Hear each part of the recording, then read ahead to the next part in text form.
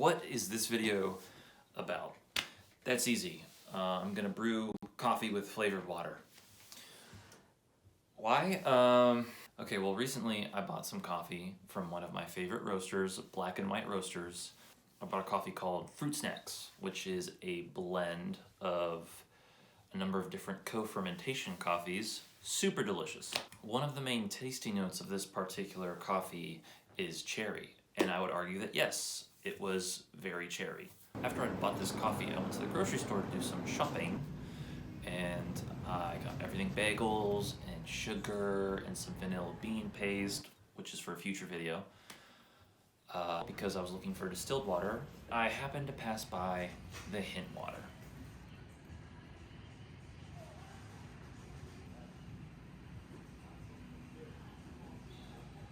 Buy me! Buy me! Buy me!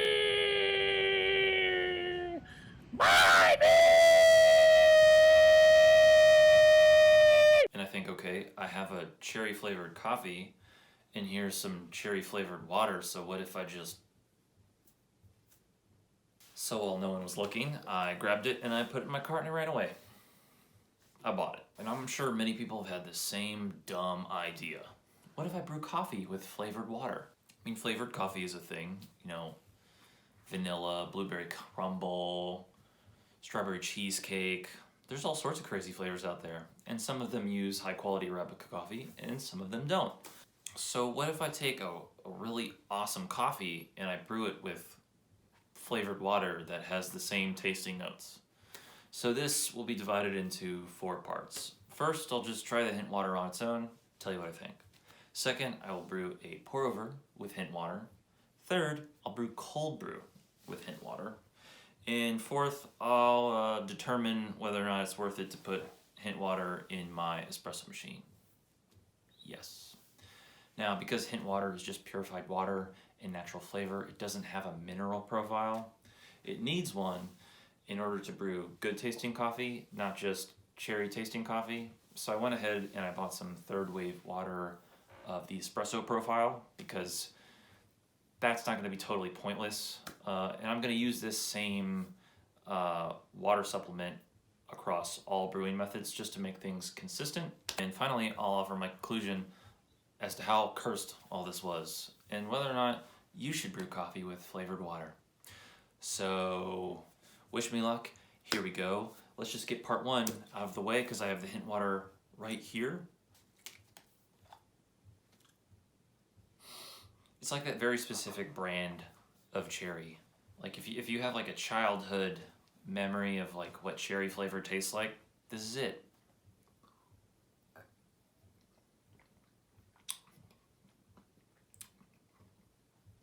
It's honestly tasty.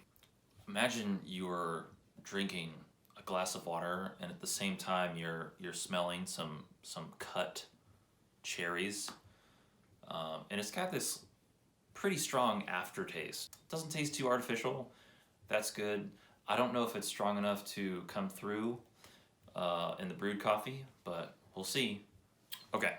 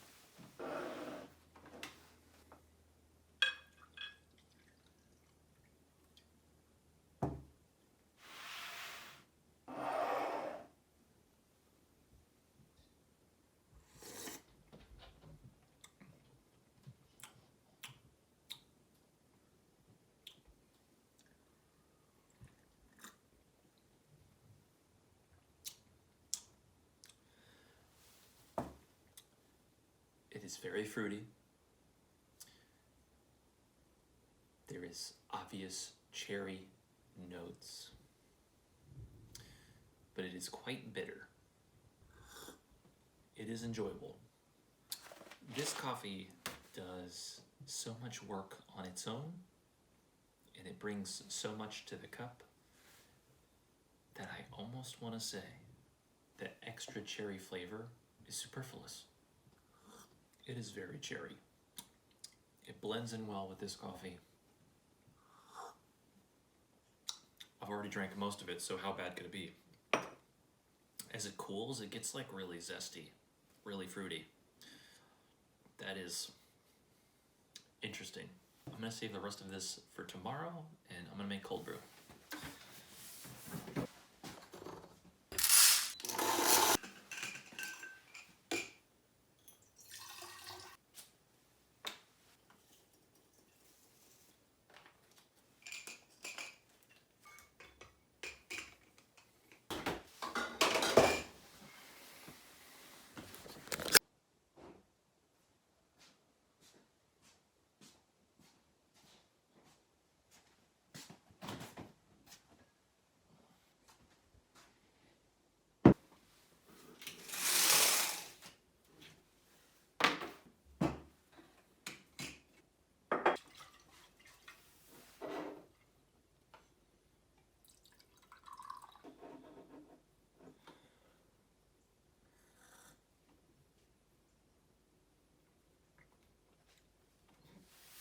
Oh, that's strong.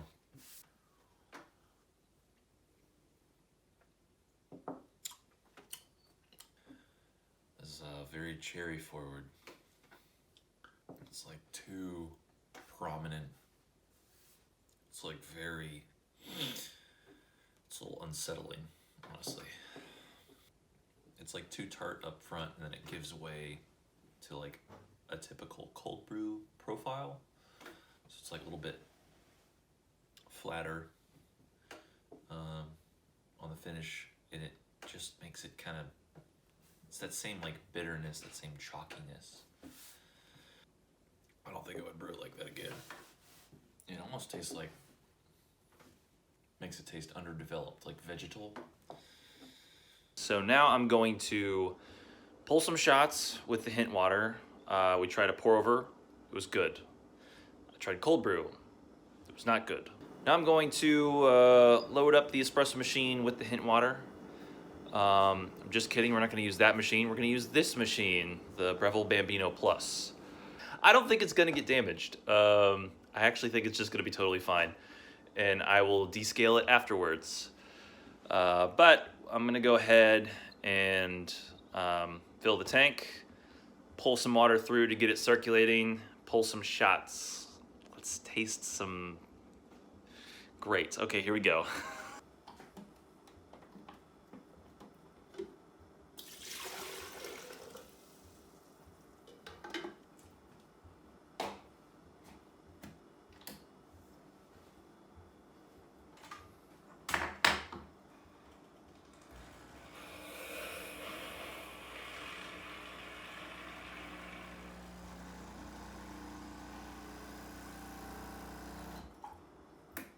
Oh yeah, okay.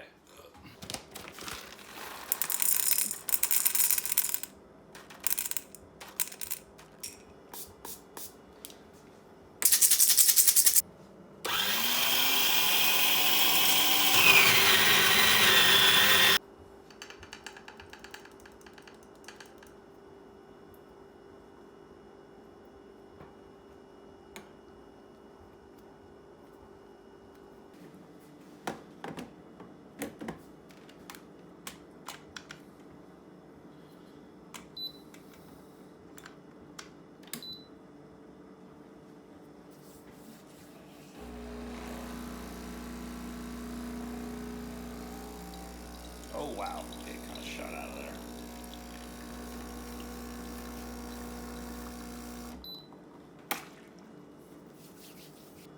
This was 16 grams in, 37.5 grams out, 27 seconds.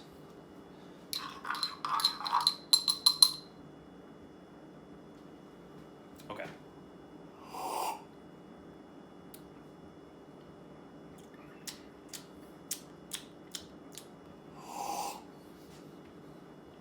It's honestly way better than I thought it was going to be. It is kind of soupy. This coffee, Fruit Snacks, it's great as a pour over. It's a great coffee as a pour over, but I have been pulling shots of espresso throughout the week, and you'll get like a lot of like zing and a lot of fruit up front, but it really tastes like a multivitamin. It's like chalky and it's bitter, and like, yes, it's complex, but it's just super chalky. The cherry hint water is kind of just, it's helping that chalkiness a lot, but I just don't think the end result is good.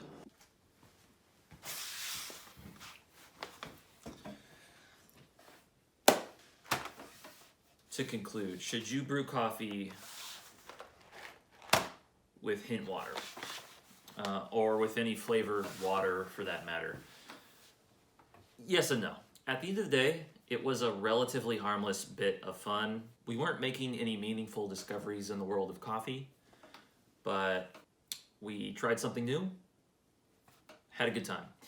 As long as you're not liable to damage any of the gear or equipment you use to brew coffee, if you want to try this, I'd say go right ahead. That's the yes, so what's the no? When roasters write notes on coffee bags, these are estimations at best. Sometimes they're super obvious and sometimes they're not. You can buy a bag of coffee with blueberry written on the front and it tastes a lot like blueberry. It tastes like blueberry juice. You can buy a bag of coffee with blueberry written on the front and it tastes nothing like blueberry. Or at the very most, it tastes like hint of blueberry. We're all here to sell something. Nothing wrong with that. In both cases, there is a lot of complexity, a lot of depth, a lot of nuance that the word blueberry just cannot encapsulate. The flavors that are added to roasted coffee, the flavors that are put in hint water that you can buy for food preparation, these are extremely singular, one note, super simple concentrations of one idea of flavor. Taking such an interesting, complex, and dynamic coffee such as this and adding very obvious cherry flavoring to it is like taking a beautiful photo of the sunset and smearing red paint all over it. It's a little weird to mix something so complex with something so simple. Perhaps if I'd chosen a complementary flavor such as pineapple or watermelon, I could have had better results. I recommend natural flavorings or the use of flavored waters or flavored seltzers if the finished product is a seasonal drink or a cocktail. Basically something that requires many different ingredients and will therefore be more balanced as a result. Pour over, that was fine. I honestly enjoyed it. Cold brew was not that great, and the espresso was just borderline disgusting. So this was fun, I guess. I'm not going to try it again. But there you have it. Leave a comment if you enjoyed this. Leave a comment if you hated it. Hopefully my future videos will be a little more tasteful. So see you in the next one. Peace.